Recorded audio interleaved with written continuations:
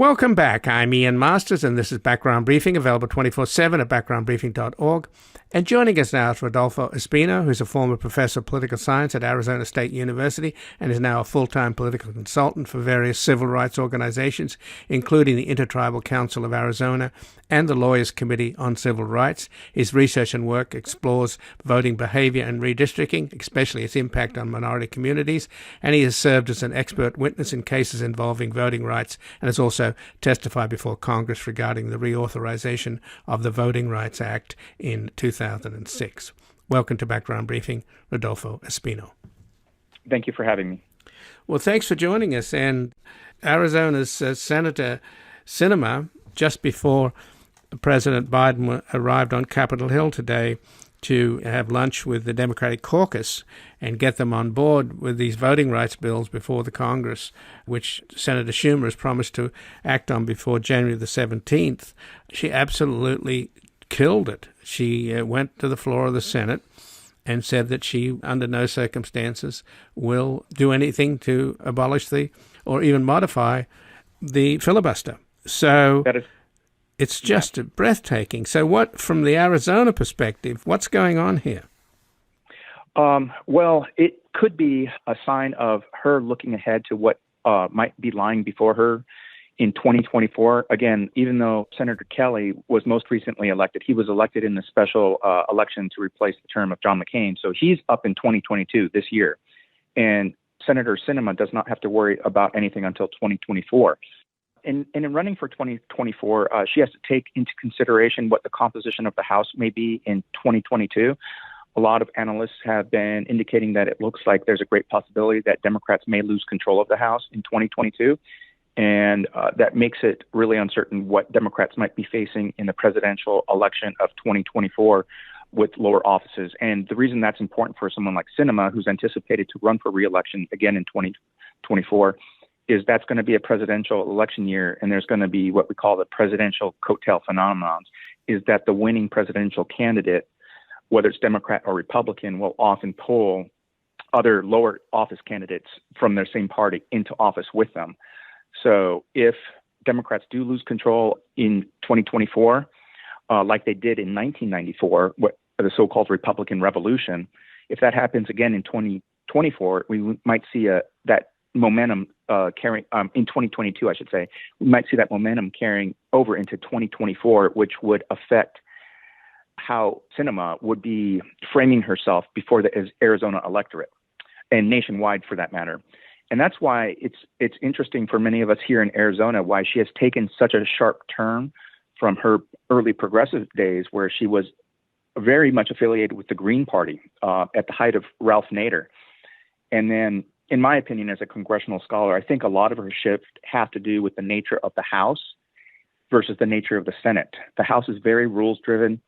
It's very strict on debate, the 10-minute rule, whereas the Senate is more informal, operates more by informal agreements, loosely written rules, memos of understanding, so if you will. And there's no really time constraints on debate. There's only the motion to cloture, which is in response to the filibuster, which, the filibuster has not changed much from its purpose originally used informally in the early 19th century to the present. But the issues facing our country today are much different than those issues that the country faced in the mid-19th century, which has led to a lot of individuals to call for the end of the filibuster. It's outlived its purpose. But Sinema, maybe having an eye to 2024, to 2022 and her run in 2024, says this is the only protection I have, as perhaps now maybe going to be a member of the minority party, that I have to continue to keep my name in the news, that she can perhaps conduct a filibuster that outlasts the record of Strom Thurmond, a former Democratic senator from South Carolina. Well, but there's no logic to that, Rudy, because the reason that the Democrats would lose and the Republicans would win in 2022 and 2024 is because of the massive voter restrictions, voter suppression, and changes in laws that are underway now, that these two laws, which she then says she supports, she says she supports the Freedom to Vote Act and the John Lewis Voting Rights Advancement Act, And she's just quoting what she said on the Senate floor today. While I continue to support these bills, I will not support separate actions that worsen the underlying disease of division infecting our country. Well, if you don't support the voting rights bill, then the Democrats are going to lose. Biden's presidency is tanked, and she's going to lose in 2024. So it makes no sense. Yeah. Yes. And what you have to take in consideration is that she may not lose the general election. What she is likely to lose is the primary election. If you look at polls conducted among likely Democratic primary voters currently, her popularity is well below 50%. I've seen some polls that show she only has anywhere between 30 to 40% among likely Democratic voters. And from what I understand, talking to various progressive organizations here in Arizona, there's a lot of discussion about what Democratic candidates that you can recruit to primary Senator Sinema before she even has an opportunity to run for the general election in 2024. She's burned a lot of bridges in her term since she was elected in 2018. She's burnt a lot of bridges with progressive organizations nationally, but especially here in Arizona, with important minority communities, Hispanics and Native Americans here. And so, yes, it's not that she's likely to lose the general election. It looks like she's likely to lose the primary election, given the way she's been acting with respect to voting rights legislation. And her support of the filibuster is just one more example of her trying to reach what she claims to be an effort to reduce partisan tensions. But she's doing it more for herself and less in the interest of the Democratic Party retaining control of at least one chamber of Congress. And again, I'm speaking with Rodolfo Espino, who's a former professor of political science at Arizona State University. He's now a full-time political consultant for various civil rights organizations, including the Intertribal Council of Arizona and the Lawyers Committee on Civil Rights. And his research and work explores voting behavior and redistricting, especially its impact on minority communities, and has served as an expert witness in cases involving voting rights, and has also testified before Congress regarding the reauthorization of the Voting Rights Act in 2006. But since she's doing it for herself, and some people have suggested she's sort of a Marie Antoinette type, totally vain, loves being the center of attention, and she sure as hell is the center of attention, but she's going to be vilified, obviously. So what's the logic there? If you're going to be primaried by the progressive side of the Democratic Party, which are the ones that are active and vote in primaries, then she must be thinking, what? She's going to become a Republican, become independent? What strategy's involved here? Because it doesn't make sense. As I say, if you don't want to be booted out of the Senate, the reason you're going to be booted out of the Senate is because of the voter suppression underway by the Republicans. They're rigging the playing field to the point where they're guaranteed to win without... I mean, in other words, it's clear that they've decided to cheat rather than compete. So given that environment, it makes absolutely no sense to block these two voting rights bills, which are the Democrats' last chance to level the playing field. And then on top of that, by taking this stance, you're angering the Democratic Party, and you go down in history as the one who stuck the knife into the Democrats and caused their defeat and caused the collapse of Biden's agenda. Then you're going to get primaried. So on the surface, I'm sorry, I'm sort of floundering here, Rudy, but I don't get it. What's going on? Well, I think perhaps she is misreading not only just what's going on within the Democrats' effort to reinstate the Protection of Voting Rights Act, but I think she is failing to recognize how much history has changed, and in particularly how much the Republican Party has evolved and changed since the Republican Party that we knew, that was what we would say was the permanent minority party from the 1950s till 1994. Largely that Republican Party that we knew of back then was considered the conscience of Congress, right? Always keeping the majority party Democrats in check. So wait, you can't go that far. You can't go that far. Now the Republican Party has evolved into a different kind of beast, if you will. And what I think she fails to recognize is that the Republican Party and the ability to engage in dialogue and compromise with them no longer exists like it used to do in the 60s and 70s and into the 80s. And we have examples of that here in Arizona politics. And who comes to mind in particularly is when Arizona only had two congressional districts. You had a political icon, Mo Udall, representing Democrats, and then you had John Rhodes, the Republican representative. And they did so much bipartisan work, and that's how she wants to frame herself, is that she is the lone bipartisan that is looking to reach compromise.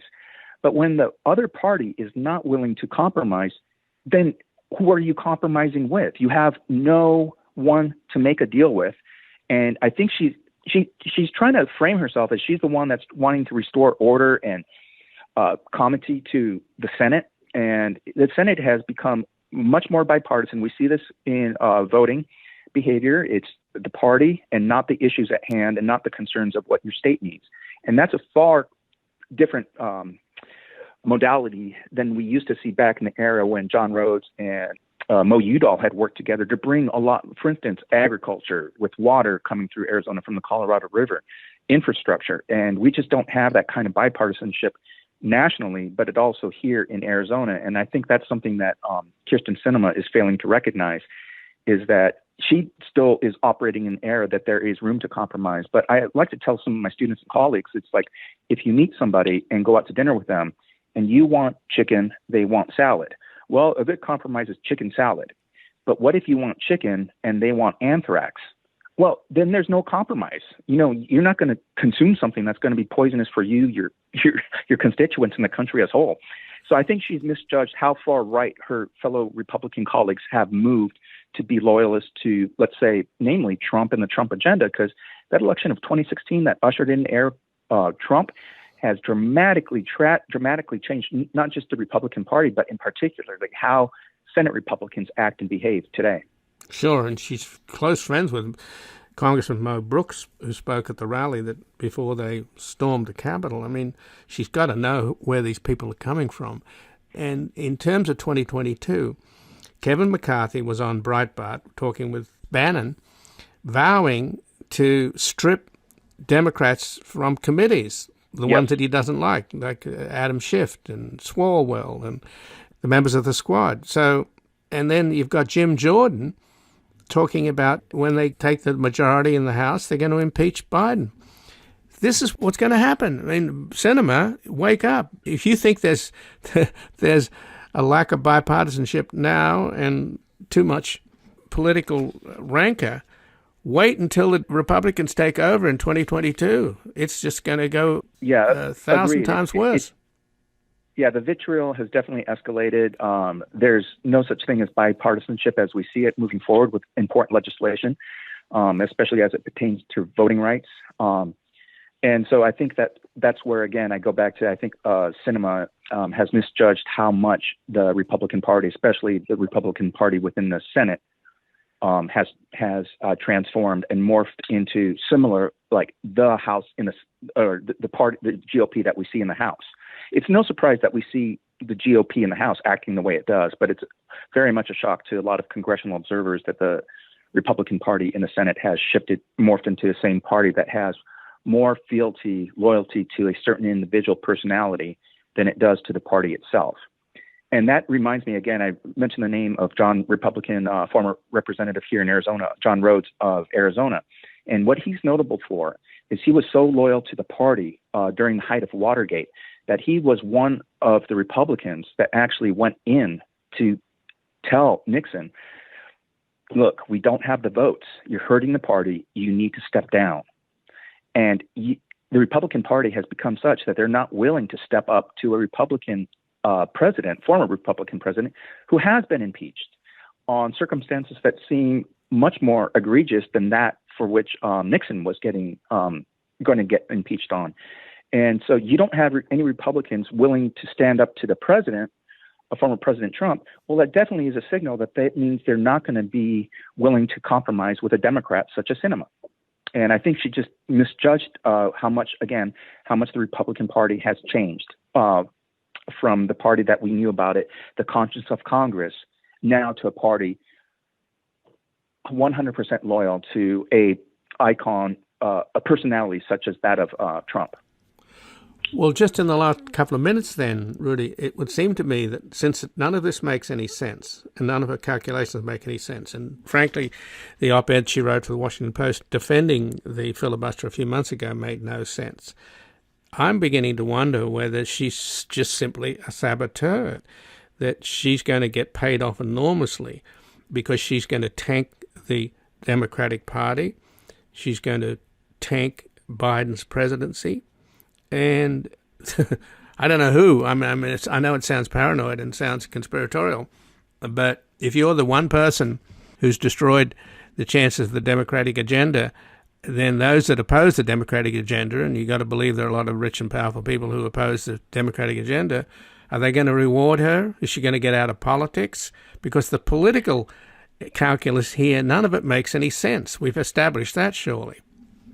Yeah, I don't think that there's going to be any payoff for her politically or, for instance, financially by playing this so-called bipartisan position, because she's standing all alone. To have a strong bipartisan position, you're going to have some of your fellow Democrats and perhaps more importantly, some Republicans join you in your cause. And there's no one on the Republican side that I can see that's of significance that's willing to go and join her in her trying to restore bipartisanship in the Senate. And so she's basically out there all alone. I think she will pay the price, not necessarily in the general election, but in the primary election in 2024. And if she's thinking that bipartisanship is going to help garner her support among Republicans, should she make it out of the Democratic Party, I think she has misjudged that too, because Republicans here in Arizona, frankly, are not even paying attention. They're not even cheering on the fact that they're not lending any support to her standing up to, the filibuster debate that Democrats want to change it. No, she's actually insignificant to Republicans, despite her being one of the most conservative Democrats. But she's made herself insignificant to Republicans as well as to Democrats. So she's, again, on an island by herself. And that just doesn't work, given that we are a two-party system, have been since our founding, informally, but it's not going to change anytime soon. You're either a D or an R, and that has become reified, especially since the 2016 election. Rudy Espino, I thank you so much for joining us here today. Again, thank you for having me. And again, I've been speaking with Rodolfo Espino, who's a former professor of political science at Arizona State University. He's now a full-time political consultant for various civil rights organizations, including the Intertribal Council of Arizona and the Lawyers Committee on Civil Rights. And his research and work explores voting behavior and redistricting, especially its impact on minority communities, and has served as an expert witness in cases involving voting rights, and has also testified before Congress regarding the reauthorization of the Voting Rights Act in 2006. This has been Background Briefing. I'm Ian Masters, and I'd like to thank producer Graham Fitzgibbon. And to help us sustain this program into the future and assure it remains free to all, please take a moment to support us by going to backgroundbriefing.org/donate or publictruthmedia.org, where you will find our non-profit Public Truth Media Foundation, where your tax-deductible donations, large and small, keep us broadcasting. And if you missed any of today's program and would like to explore our vast archives, you can find us at backgroundbriefing.org, where we'll include extended interviews searchable by topic, and have made it easy for you to sign up for daily email updates that provide links to resources, articles, and books discussed on the program. Also, you can find links there to subscribe wherever you get your podcasts, and we also encourage your ratings and reviews on these platforms. Find us on Twitter and Facebook at Ian Masters Media. And please do help us reach more listeners by sharing this program with friends, family, and colleagues. And I'll be back again on Sunday with another background briefing at backgroundbriefing.org. Bye for now. The guy that lived next door in 305 took the kids to the park and disappeared by half